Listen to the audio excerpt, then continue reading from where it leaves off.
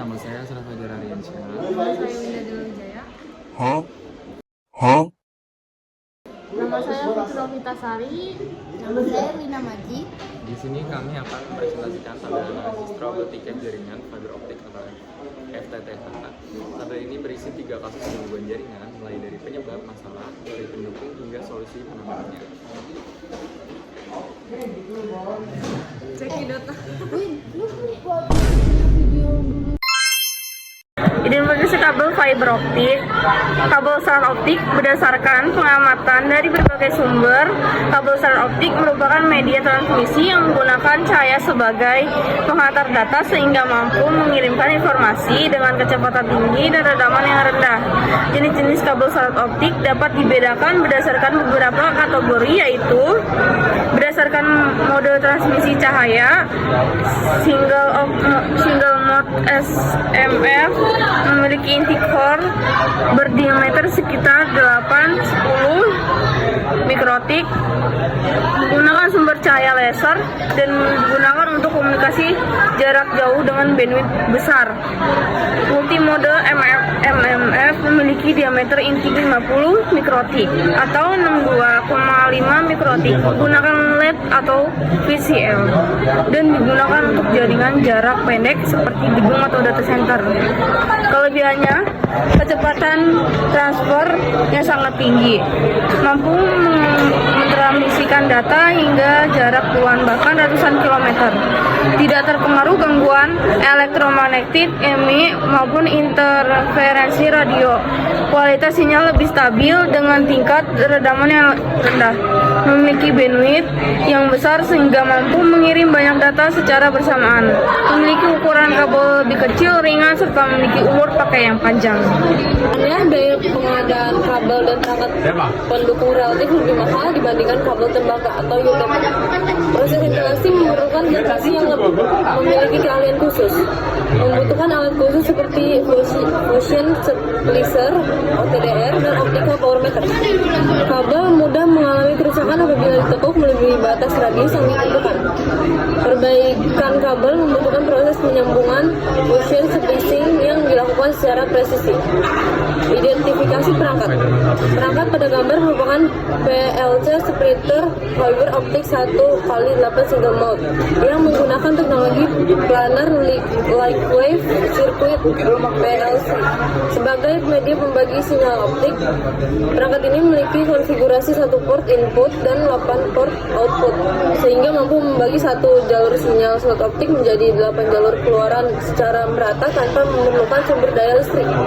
PLC splitter ini menggunakan serat optik single mode tipe G657A yang memiliki ketahanan tinggi terhadap tekukan band and intensity sehingga cocok digunakan pada instalasi jaringan FTTH.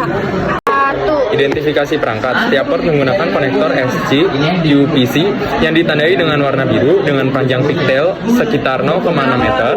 Berdasarkan factory test report yang tertera pada kemasan, perangkat ini bekerja pada rentang panjang gelombang 1260 sampai 1650 nm dan terdiri atas 8 channel CH1 sampai CH8 yang telah melalui proses pengujian kualitas di pabrik sebelum dipasarkan. Spesifikasi dari TPLC splitter fiber optik 1x8 merupakan perangkat pasif yang menggunakan teknologi planar light wave circuit atau PLC untuk membagi satu jalur sinyal optik menjadi 8 jalur keluaran. Perangkat ini menggunakan serat optik single mode G657A dengan panjang pigtail 0,6 meter dan konektor SC or UPC. PLC splitter ini bekerja pada panjang gelombang 1260 sampai 1650, memiliki insertion loss sekitar 9,8 sampai 10,3 dB PDL, return loss 50 dB, directivity 55 dB, serta uniformity 0,56 dB. Selain itu, perangkat ini mampu beroperasi pada suhu min 40 Celcius hingga plus 85 Celcius, sehingga cocok digunakan pada berbagai instalasi jaringan fiber optik seperti FTTH, ISP, dan data center. Rumusan masalah: membersihkan konektor fiber optik menggunakan alat pembersih khusus agar tidak terjadi pelemahan sinyal akibat debu atau kotoran. Memastikan kabel tidak mengalami tekukan berlebihan, putus atau terjepit yang dapat menyebabkan cahaya tidak dapat merambat dengan baik. Memeriksa hasil penyambungan fungsi splicing untuk memastikan nilai redaman loss masih berada dalam batas standar. Rumusan masalah: menggunakan optical power meter (OPM) untuk mengukur kekuatan sinyal optik yang diterima. Menggunakan visual collector FL untuk mendeteksi titik putus atau kebocoran cahaya pada kabel. Menggunakan optical time domain reflector OTDR untuk mengetahui lokasi gangguan panjang kabel dan besar redaman pada jaringan. Pengganti konektor digital flat cord atau perangkat optik yang rusak apabila sudah tidak dapat digunakan kembali. Melakukan pemeriksaan berkala terhadap seluruh jaringan agar gangguan dapat dideteksi lebih awal dan kualitas tasnya tetap terjaga. 1. Masalah konektor fiber optik kotor sehingga menyebabkan pelemahan sinyal pemecahannya. Membersihkan konektor menggunakan fiber cleansing kit sebelum digunakan. Masalah kabel fiber optik putus, terketuk atau terjepit sehingga sinyal tidak dapat ditransmisikan dengan baik. Pemecahan: memeriksa kondisi kabel dan mengganti atau menyambung kembali kabel yang rusak menggunakan fusion. Nomor 3, masalahnya adalah nilai redaman loss terlalu tinggi akibat hasil penyambungan yang kurang baik. Pemecahannya yaitu dengan memeriksa dan mengulang proses fusion splicing hingga nilai loss sesuai standar. Yang keempat, masalahnya itu kekuatan sinyal optik menurun sehingga kualitas jaringan tidak stabil. Pemecahannya yaitu mengukur daya sinyal menggunakan optical power meter atau OPM untuk mengetahui kondisi jaringan. Pemecahan masalah yang kelima, masalahnya itu lokasi gangguan atau kabel putus sulit diketahui. Pemecahannya adalah menggunakan visual fault locator atau VFL atau optical time domain reflector meter atau OTDR untuk mendeteksi titik gangguan dan lokasi kerusakan kabel. Yang keenam, masalahnya ada konektor pigtail atau patch cord mengalami kerusakan sehingga koneksi fiber optik terputus atau tidak stabil. Pemecahannya itu mengganti konektor pigtail atau patch cord yang rusak dengan komponen baru sesuai spesifikasi jaringan. Kasus pertama Bapak Budi. Kasus pertama adalah pelanggan Bapak Budi dengan kondisi internet yang sangat lambat dan sering buffering. Berdasarkan hasil menggunakan OPM, didapatkan redaman sebesar 34 dBm minus 34 dBm, sedangkan kondisi normal berada di sekitar 18 sampai 22 dBm.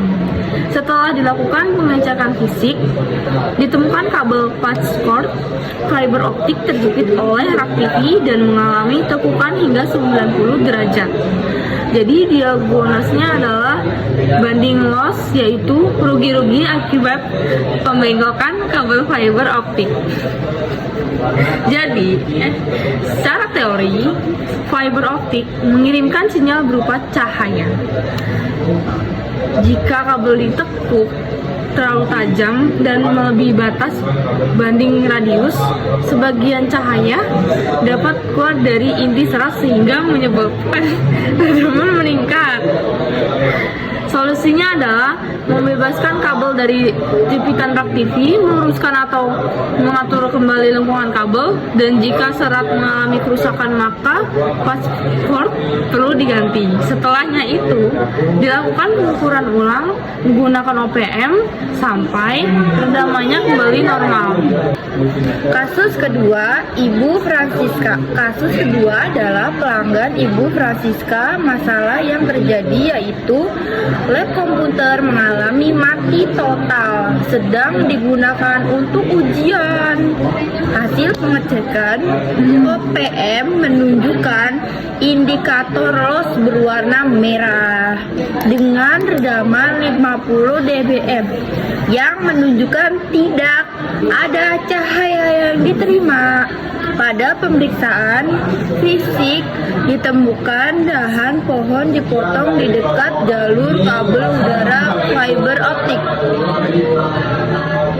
Diagnosanya adalah fiber cut, yaitu kabel fiber optik mengalami putus secara total.